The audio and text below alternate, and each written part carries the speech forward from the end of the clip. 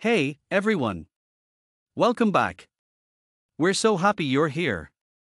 A huge thank you for joining us. We've got something really special to share with you today, a brand new story. Right, let's get started. It was a gloriously wintry day in Middihile. A strong wind was blowing snow and sleet from the northwest, and I was coming down with the flu. What a day. I'm a carpenter, and we were working on an exciting new project, framing up a house out on a windswept rice field. I've been working overtime a lot lately, and it's been totally worth it. I'm saving up to take our kids to Panama City, Florida, over spring break. Money was always tight with us since we bought the big new house a couple of years ago that my wife had to have, but it was totally worth it. And I was really looking forward to checking out the college girls on the beach as part of our family are down there. But today, I was really feeling it. A headache, a fever, and the weather were really getting to me. So I told the foreman I was heading home. He gave me a look and told me to get out of there before I got pneumonia. I was delighted to get out of there and back home in my old truck in no time. I thought about calling my wife on my cell phone, but I was just too tired to bother. Before I get too far into my tale, I'm excited to tell you a little bit about myself. My name is Ron Harding, I'm 36 years old, I'm 6 foot tall and I weigh about 220 pounds. All right, I was a little heavy, but I absolutely loved my beer and relaxing when I wasn't working. Guess what? I'm starting to lose my hair, too. But there was no chance of me getting a new love interest. So what the hell? The love of my life is Nell, short for Nellie, my incredible wife of 16 years. We were in the same graduating class and got married pretty much right out of high school. We started our married life living with my folks. It was great. They had a big old house with plenty of room, so it wasn't too bad. Luckily, Nell and my mum got on really well, which made the living situation workable. My dad was kind enough to get me a job working with him as a carpenter, and that's where I picked up the trade. Nell now has a great part-time job in a doctor's office, working 3 days a week. She keeps track of medical records and insurance claims, which is really interesting. She brings in a little extra money for the family, which is great. Nell is a gorgeous girl. She might not be glamorous, but she's absolutely lovely. She's a great 5'4", weighing in at a healthy 140 pounds. She carries a little extra weight like I do, but it looks absolutely amazing on her. After having 2 kids, she looks absolutely amazing. I know she can still get me aroused. We had our 2 kids early in our marriage, and they are the best thing that's ever happened to us. Brad is 15 and Angie is 13. They are both absolutely amazing. They are absolutely wonderful kids and they are doing really well at school. We get along so well as a family. I love being the disciplinarian while Nell is the nurturer. That's how it should be. Anyway, I was on my way home early, and it was about 1:30 p.m. on a miserable day, but I was excited to get home and see my family. I felt like absolute garbage, and all I wanted to do was get home, have a long, hot shower, then take a big old slug of NyQuil and a couple of aspirin and go to bed. This was Nell's day off, so I could look forward to a little tender care from her. Even though I didn't want to give her whatever I had, I was excited to see what she would do next. When I got home, I pulled into the garage and noticed our car was gone. I figured Nell had gone shopping or something. After closing the garage door, I made my way upstairs to our bedroom and the master shower, eager to get clean and refreshed. I was really looking forward to having that hot water pour over my body, and I couldn't wait to feel its soothing warmth. As I entered the bedroom, I noticed that the bed was unmade. This was odd because Nell always kept a very neat house. She always had a fit if things were out of place or not neat, so I was really excited to find out why the bed was unmade. I started to strip off my clothes and throw them on the floor when I noticed something interesting: wet spots on the bottom sheet of the bed.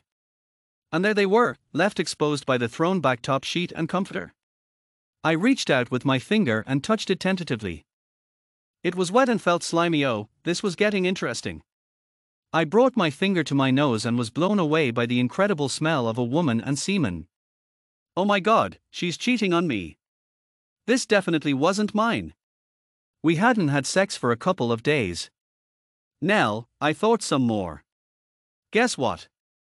We hadn't had sex in over a week. I'd been too tired after getting home from working overtime, so I just ate and went straight to bed. I was in a quandary, but with the fever and headache, my brain couldn't function, so I decided to treat myself to a relaxing shower and some much-needed medications, and then get some well-deserved sleep until I could handle this new situation. Oh my goodness! As I stepped into the shower and let the hot water warm my cold body, I felt my spirits rising. That was the only thing that felt good because the rest of me was in turmoil, but it was a good kind of feeling. After drying myself off and getting into my PJs, I took a couple of aspirin and a slug of Nyquil, then began to move my personal stuff out of our bedroom down the hall to our guest room. As I was finishing up, I heard the door to the garage go up and I knew she was getting home. It was going to be a wild ride. I heard voices in the kitchen and realized she had someone with her. It was going to be a great night.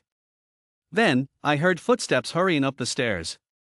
"Oh, you're home," she said, her face pale and her eyes wide with excitement, as she appeared, looking at me as I was carrying some clothes down the hall. I had to go to school in a rush as the school called to say that Brad was sick. Great, I get to be the one to tell him. "Are you feeling all right?" "Great." "No, I'm sick too, but I'm going to bed anyway," I told her as I continued down the hallway, my eyes alight with excitement. "Oh my goodness, what's going on? Oh my gosh, aren't you sleeping in our bed?" "Absolutely not. I'm not going to give you the flu, and I know you're not going to give it to your lover." Her face showed her shock immediately. "Oh, what do you mean? Come on, take a look at the bed now and tell me that isn't what I think it is on the sheet." "Oh my goodness, I didn't want you to find it, but I had to rush to school." "Oh my goodness, what are you going to do?" she asked, her eyes twinkling with excitement as she leaned against the wall, her face full of tears and anguish. "I'm going to get through this thing I've caught, and I'll be ready to give you an explanation and a reason when I'm ready," I told her as I continued into the guest room, my eyes alight with excitement. "Oh, where are you off to?" "I'm off to my room. I'm so excited to try out a new bed." "You can save it for your lover, and you'd better be prepared to give me his name too." "Oh, please, honey, don't." She started, but I cut her off with a big, bright smile on my face. "Oh, don't call me honey. As far as I'm concerned, you've broken our wedding vows and we don't have a marriage anymore, so let's make a fresh start. I'll be sleeping in here until I figure out what to do next." "Oh my God. Oh my God." And that was all I heard as I shut the door and climbed into the guest bed. The next thing I knew was when I woke up and found myself in darkness. My hand went over to the side of the bed where Nell usually slept and found it vacant. She must have gone out. Then I slowly realized where I was and began to remember why, laughing to myself. I sat up with a spring in my step. I suddenly realized I was hungry, found my robe, and then quietly slipped downstairs to the kitchen, excited to see what I could find. I turned on the light and saw it was just after 2 a.m. I found some delicious leftovers in the fridge and heated them up in the microwave. I sat down and enjoyed every mouthful. At last, I was feeling better, which meant I could finally think about my marriage. A noise at the door caught my attention and I looked up from my thoughts, eager to see who it was. And there was Nell, standing there in her nightie, looking at me. "I heard you come downstairs. Are you feeling up to chatting now?" she asked, her voice brimming with excitement. Her eyes were bright and shining, as though she'd been crying happy tears. "Absolutely. Let's talk. Are you ready to tell me all about it?" "I'll try. I think I know who it is." "Why don't you confirm it?" "I'd love to tell you, but I just can't." "Then there's nothing to talk about." "Oh, is there?" "I'll move out right away." "Oh, please, Ron." "Guess who?" "It's John."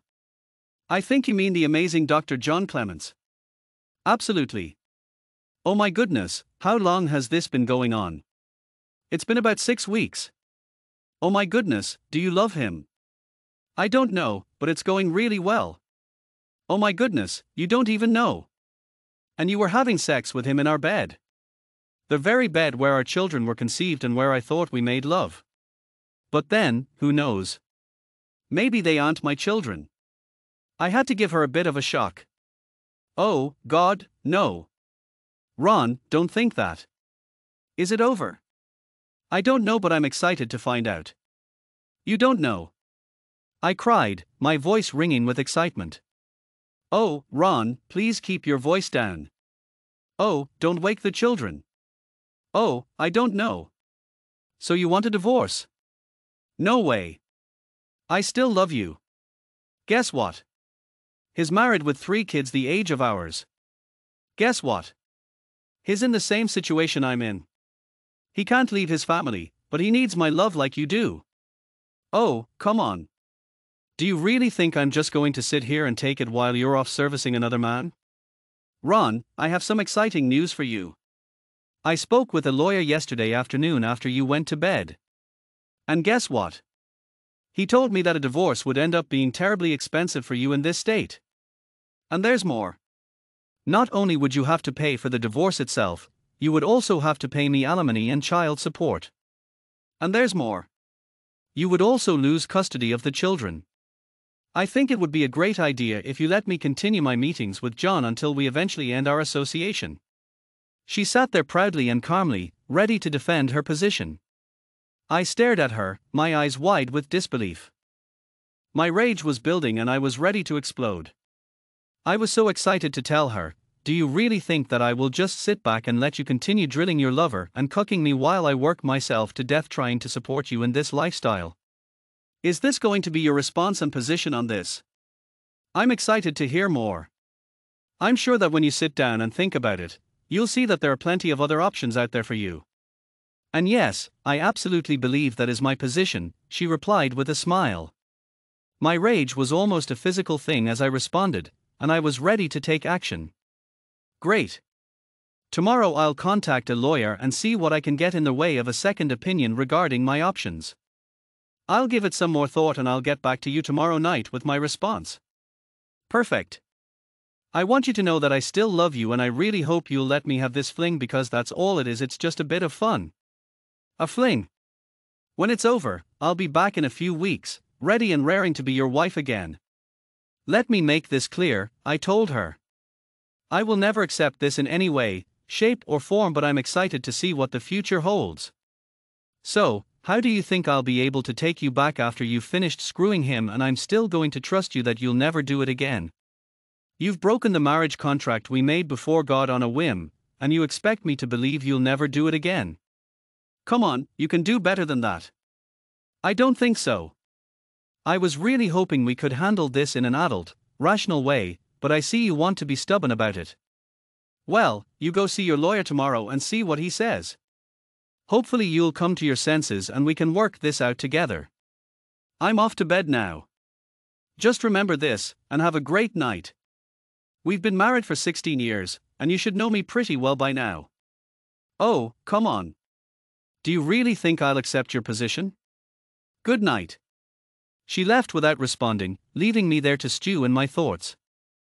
But I was excited to see what the next day would bring. By 4 a.m., I had it all figured out.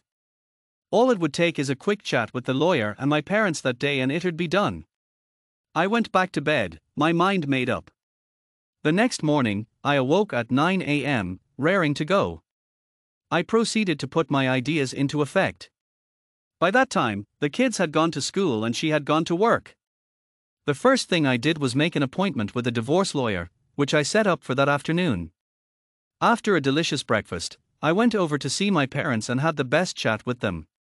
They were blown away by what Nell was doing but were totally on board with what I was proposing and gave me their full support.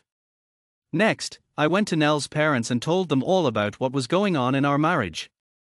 They were blown away and couldn't get their heads around why their daughter was acting the way she was and how it was affecting our family.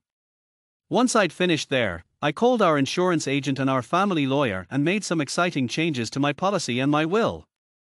I then called my boss and had a great chat with him before heading down to the bank. It was a very busy day, and I was thrilled to finish with my final phone call in the late afternoon. I was now ready to meet with Nell and give her my response. While I waited for the kids to get home from school, I got to work moving my belongings into my old truck. When Brad and Angie got home from school, I took them into the dining room and sat down for a chat. I figured they were old enough and told them what their mother was doing. It was so exciting. They were both blown away and pretty embarrassed by what she did. I was so excited to tell them what was going to happen. I knew it would hurt them deeply, but they understood and were totally cool with it. I told them they'd be fine and that I'd look after them, then I drove them over to my parents' place before Nell got home. Guess what? Nell arrived home at her usual time, and when she came in the door to the kitchen, I was sitting at the table waiting for her. "Oh, you didn't go to work today?" she asked, her eyes alight with curiosity. "No, I had some exciting things to do." She just gave a little shrug and took off her coat. After hanging it up, she came to stand in front of me, beaming. "Where are the kids? I can't wait to see them." "Guess what? They are over at my folks' place." "Have you had a chance to think about what we discussed last night?" "I'd love to hear your thoughts," she asked, her eyes twinkling with excitement. "Absolutely. I've been thinking about it non-stop and I met with a divorce lawyer today who confirmed everything you told me. It's not my responsibility in the event of a divorce, so it's all settled." "Absolutely. You can have your little fling, and we can go on with our lives." "Absolutely not. I told you I wouldn't agree to sitting around here or supporting you while I'm being cuckolded." "Guess what? I've come up with other plans. I can't wait to tell you all about them," she asked, her eyes twinkling with curiosity. "I'm not going to divorce you." She immediately smiled. "Then how are you going to avoid being cuckolded?" "Oh, I might be being cuckolded, but I don't think it will be with John." "Guess what? I called his wife today and told her what was going on. I'm not sure you'll have a job tomorrow, but you never know." "Oh my God, you didn't?" She was blown away. "Guess what? I've also quit my job and am now unemployed." Her eyes were absolutely wide with disbelief. "Oh my goodness, are you crazy? What are we going to live on?" "I think you should be asking yourself that question. What are you going to live on?" "Oh, what do you mean?" "Guess what? I'm leaving you. I'm not divorcing you. If you want a divorce, you can absolutely get one and pay for yourself. You can use abandonment as the cost." "And what about the kids?" "The great news is that my parents have agreed to look after them if you're unable to support them. The great news is that you may even get to sign over custody to them so they can get them covered by health insurance. I've already had a chat with them and they know all about your little fling and what you proposed, which I think is pretty selfish of you. I think it's safe to say you're not exactly popular with any of them right now." "Oh my goodness, how could you do that? I'll get a lawyer and take you to court if you abandon me and the kids," she added, her eyes alight with excitement. "Go for it. Do whatever you want. I'm going to be a long way from here, so you might have to hire someone to try to locate me. I'm sure you won't have the money to do that. And even if you found me, there is no way a court can force me to work if I don't want to. I'd be free to do whatever I want. Guess what? You are now responsible for making the mortgage payments, the car payments, and the payments on the new furniture you had to have. Guess what? I've taken half the money I was saving to go to Florida and I'm leaving you with my last paycheck, which will be automatically deposited into our checking account. I've also made some changes to my will and insurance policies, which means my kids will be the lucky beneficiaries of any proceeds. You won't get anything from either of them, but that's okay. When you go to sell this house, you will find that we have built up a lot of equity in it, which will be great to sell. You are a whore, and I love it. You are 304, and you are very, very selfish. Oh, how you didn't know when you had it so good. You just wanted more standing up, and you got it." I rushed to the door, eager to leave. Have the best life ever. I made my way outside to my truck, which I had loaded up with all my personal belongings and tools. I backed out of the garage and drove away, ready for the adventure that lay ahead. That day, I drove all night to put as much distance between me and her as I could. It was the best decision I ever made. My direction was south to the Gulf Coast, where I could start an exciting new career in construction work and become an anonymous itinerant carpenter. I found others there in the same boat as me, constantly on the move to avoid discovery by ex-wives, lies and families, and it was great to know I wasn't alone. My parents were great at keeping me informed about what was going on after I left. Oh, and Nell lost her job at the doctor's office. His wife took him to the cleaners in a well-advertised divorce. Guess what? He and Nell were never an item after that. Nell found work as a cashier at a supermarket, which was a great opportunity. Unfortunately, she lost the house, the car and all the furniture, but that's life. She ended up in a cheap apartment with no chance of finding another husband to support her since she couldn't afford to divorce me, but that was okay. The kids ended up living with my folks, and they were so happy to be able to raise them. I was thrilled to be able to send money home to care for them and enough to start a savings fund for their college education. I also sent them cards and money at Christmas and for their birthdays and kept in touch by phone, which was great. 7 years after leaving, I made the exciting trip back home and was thrilled to briefly reunite with my kids. Nell never fully recovered their love and affection after I left, but they bonded with my folks and it was wonderful to see. I'm so proud to say that they turned out to be responsible people who had learned a lot about trust and loyalty in their upbringing. While I was back home, I went down to the store where Nell was still working as a cashier and took some items through her line. When she looked up and saw me, her face lit up with surprise. I couldn't wait to ask her, "Are you having a good life now?" In a surprising turn of events, she fainted. I left without looking back, ready to face whatever the future held. I never saw her again, but it was the best. Thanks so much for watching. If you loved this video, don't forget to like, comment and subscribe for more awesome stories like this. See you next time.